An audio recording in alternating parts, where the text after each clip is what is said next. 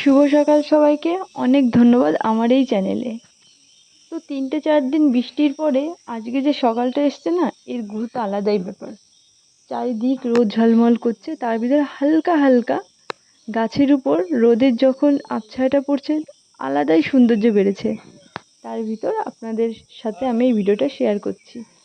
এই যে যে একটা গাছ, এই গাছটা হয়তো আপনার বাঙালি সবাই চেনেন, আর আমাদের বাংলায় তো এটা সমস্ত জায়গায় পাওয়া যায়, কিন্তু এটার দাম কিন্তু অনেক বেশি। কারণ এমন একটা গাছ যার ফুল, পাতা, ফল সমস্ত কিছু খেতে যেমন ভালো হয়, তার মেডিসিন গুণও অনেক। তো এর নাম হচ্ছে সজিনা পাতা। আর এর থেকে যে ফল হয় সেইটাকে আমরা সজিনার ডাঁটা বলে খেয়ে থাকি সবজি হিসাবে। এটা খুবই কার্যকরী একটা গাছ।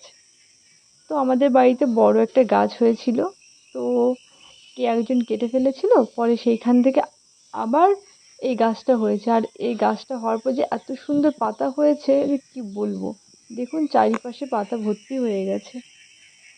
তো এই গাছটা এইভাবে বেড়ে উঠেছে। বলে না, যদি কেউ বাড়তে চায় সে যে কোনো পরিস্থিতিতেই বাড়তে পারে, শুধুমাত্র তার একটুখানি জায়গা দরকার। আর সেটাই হয়েছে এর সঙ্গে।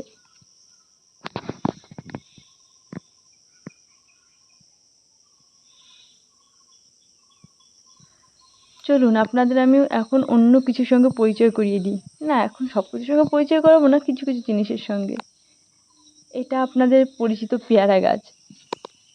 কিন্তু এই পেয়ারা গাছটা একটা জিনিস দেখাবো, দেখুন এই গাছগুলোর পুরো নিচে থেকে উপর অবধি পেয়ারা হয়েছে। কত ছোট ছোট গাছ, আর সেখান থেকে নিচে থেকে পেয়ারা হয়েছে, গাছে পুরো পেয়ারায় ভর্তি হয়ে গেছে। কি সুন্দর লাগছে দেখুন।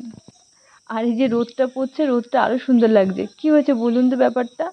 এই কতটা দিন ধরে টানা বৃষ্টি হয়ে যাচ্ছে, একদম ভাল লাগছে না। যখন এমনি বৃষ্টি হয় তখন ঠিক লাগে, একটু গরমের পর বৃষ্টি হয়েছে ওটা আলাদা ভাল লাগে, কিন্তু এই 3-4 দিন ধরে টানা বৃষ্টি হওয়ার পরে চারিদিকটা কেমন একটা ভিজে ভিজে হয়ে গেছে।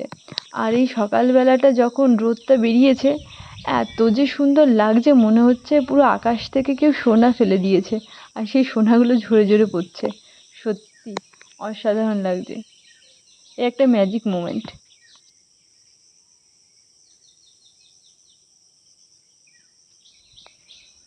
দেখুন আকাশটাও পুরো পরিষ্কার, কোনো মেঘের কোনো চিহ্ন নেই।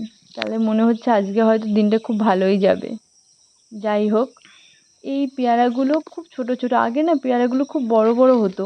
হয়তো এখন কোনো মাটির কারণে হোক বা কোনো কারণে হয়তো পেয়ারাগুলো ছোট ছোট হয়েছে। তো এই পেয়ারাগুলোকে, পেয়ারা গাছগুলোকে আর কি রাস্তার সাইডে রাখা হয়েছিল।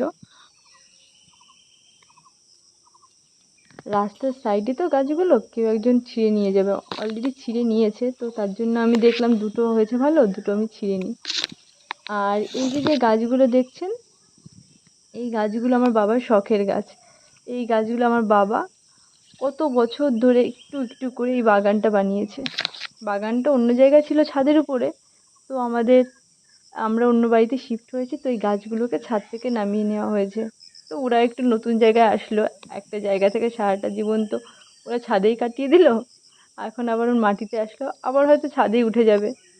তো এই যে দেখুন এখানে অনেক রকমের গাছ আছে, আপনাদের পরে আমি দেখাবো। তো এই যে যে গাছগুলো, বাবাকে যদি সারাটা দিন যদি এই কাজ করতে দেয় খুব ভালো লাগে। এই সমস্ত গাছগুলো বাবারই কাটা। এই যে যে ড্রাগন ফ্রুট গাছটা না, এটাও বাবা নিজের হাতে কেটেছে।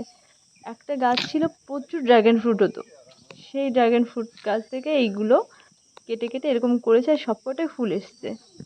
আর এই যে যে ফুলগুলো আমার যে এত ভালো লাগে কি বলবো। এই ফুলগুলি এই সকালটার দিকেই ফোটে, আর এত সুন্দর। এখন আর কি এটা বন্ধ আছে, আর কিছুটা টাইম পরেই 1 ঘন্টার ভিতরেই এগুলো ফুটে যাবে। অনেকের বাড়িতে হয়তো আছে, কিন্তু এটা আমাদের বাড়িতে কোইন্সিডেন্টলি এসে গেছিলো। আর সেই একটা গাছ থেকে দেখুন কতগুলো গাছ হয়েছে, খুব সুন্দর। আজকে এই অবধি।